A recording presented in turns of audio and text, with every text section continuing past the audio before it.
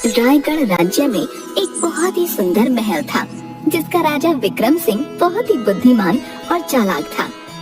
लेकिन कई दिनों से उसके राज्य में अजीबोगरीब घटनाएं हो रही थीं।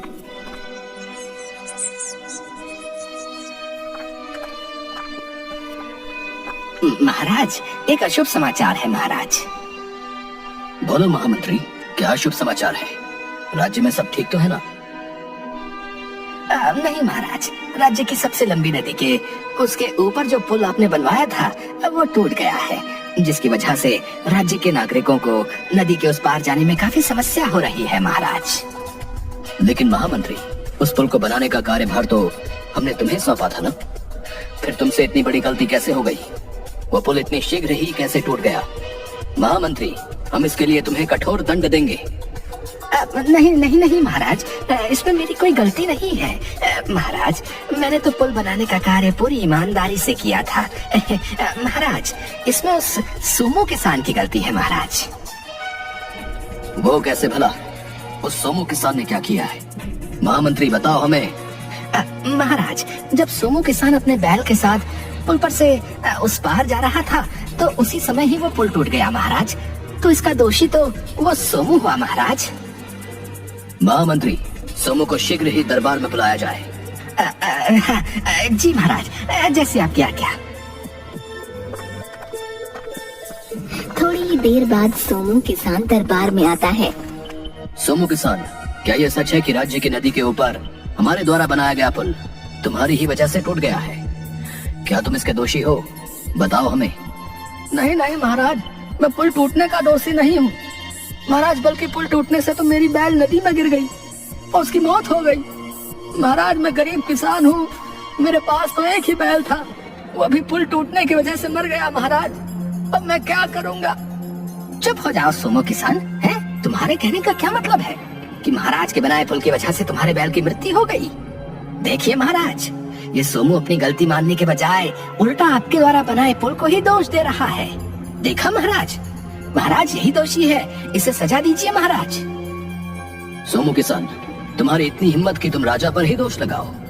सैनिकों, इस सोमू को बंदी बना लिया जाए और कारावास में डाल दिया जाए। महाराज, मुझे माफ कर दीजिए, मेरे कहने का मतलब ये बिल्कुल भी नहीं था। मैं निर्दोष हूँ महाराज, ऐसा मत कीजिए। अगर मैं कारावास में रहूंगा तो मेरे बीवी बच्चे भूखे मर जाएंगे महाराज। जिसके बाद दो राजा के सैनिक सोमू को कारावास में डाल देते हैं। अगली सुबह राजा के दरबार में राज्य के कुछ लोग आते हैं। महाराज महाराज, हमारी मदद कीजिए महाराज, राज्य पर संकट आन पड़ा है महाराज। क्या हुआ मेरे राज्य के वासियों? आखिर कौन सा संकट आन पड़ा है राज्य पर? महाराज, हम सभी राज्य के किसान हैं महाराज। कल रात जंगल की ओर से एक विचित्र सा दिखने वाला जानवर हमारे खेत खलिहान में घुस आया महाराज, और हमारी सारी फसलें खराब कर दी। अब आप ही कुछ करिए महाराज। क्या कहा? विचित्र जानवर? क्या तुम में से किसी ने उस विचित्र जानवर को नहीं देखा? जी महाराज, हम सब ने उसे कल रात देखा था महाराज, लेकिन सिर्फ उसकी एक ही झलक देख पाए, जो देखने में काफी खूंखार थी। उसके पैरों के निशान थोड़े थोड़े इंसानों जैसे थे महाराज, सहायता कीजिए महाराज। ये कैसा विचित्र जानवर हमारे राज्य में आ गया है जिसके पैर इंसानों जैसे हैं सेनापति? जी महाराज, बोलिए क्या क्या है? तुम आज रात जंगल में जाओ और उस विचित्र जानवर का पता लगाओ।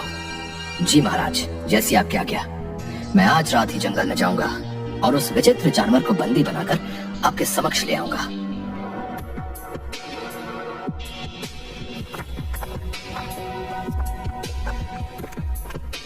तभी सेनापति देखता है कि एक जंगल में काफी दूर तक सिर्फ पैरों के निशान ही होते हैं, जो थोड़े थोड़े किसी इंसान के पैरों की तरह ही होते हैं।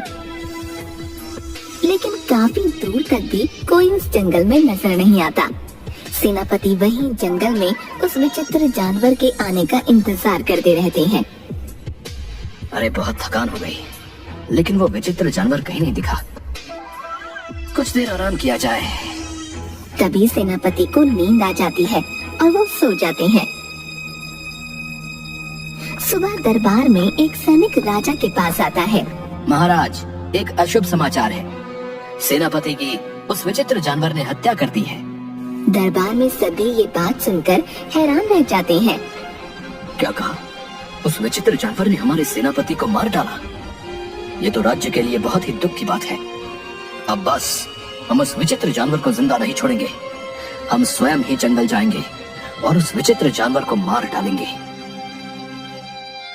महाराज, आप क्यों कष्ट करते हैं? आप मत जाइए। ऐसे तुच्छ से जानवर के लिए आप स्वयं जाएंगे? हाँ मंत्री, उसने हमारे सेनापति को मार डाला है। अब इससे पहले वो विचित्र जानवर हमारे राज्य में किसी और को हानि पहुंचाए, हम उसे ही खत्म कर देंगे।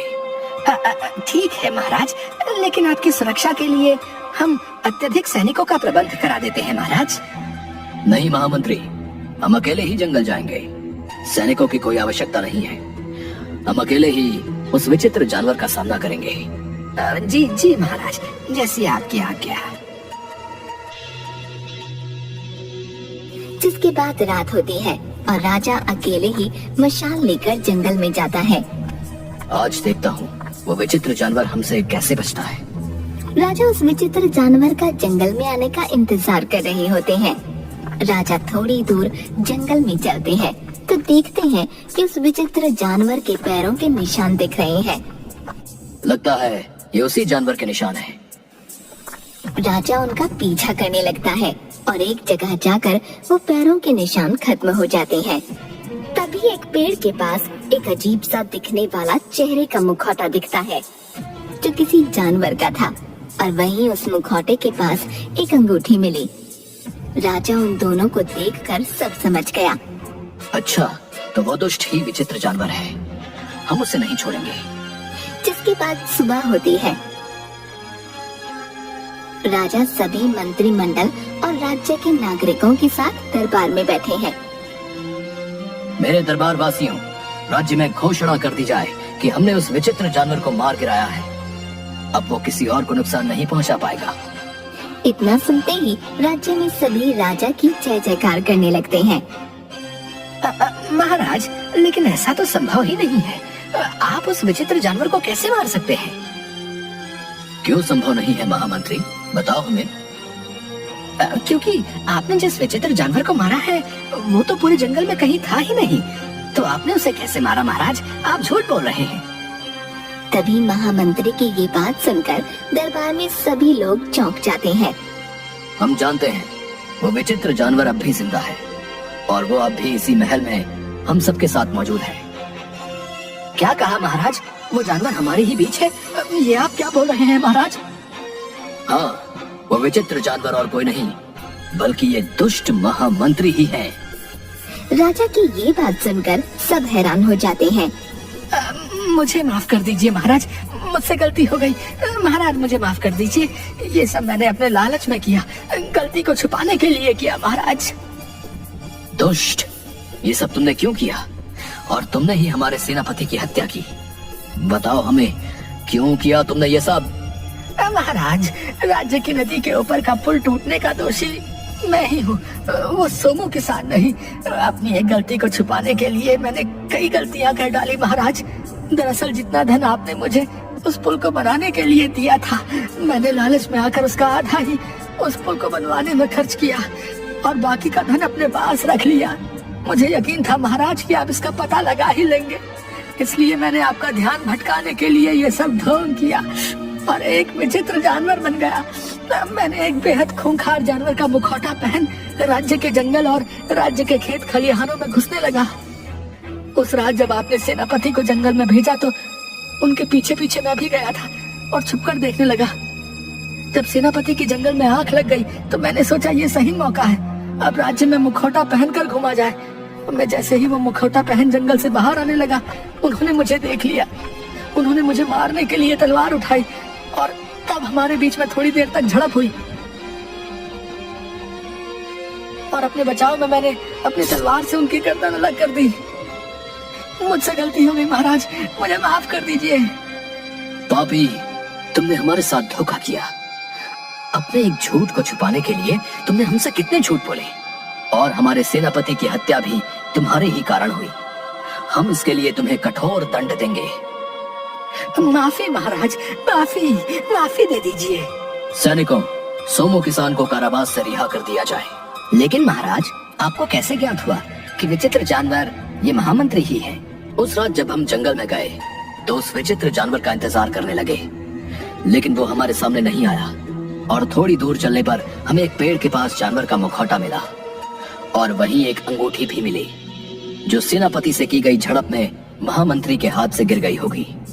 यह अंगूठी वही थी जो हमने इस महामंत्री को उपहार में दी थी, और हम समझ गए कि वो जानवर और कोई नहीं बल्कि ये दुष्ट महामंत्री ही है। ये सुनकर राजा की सब जय जयकार करने लगते हैं।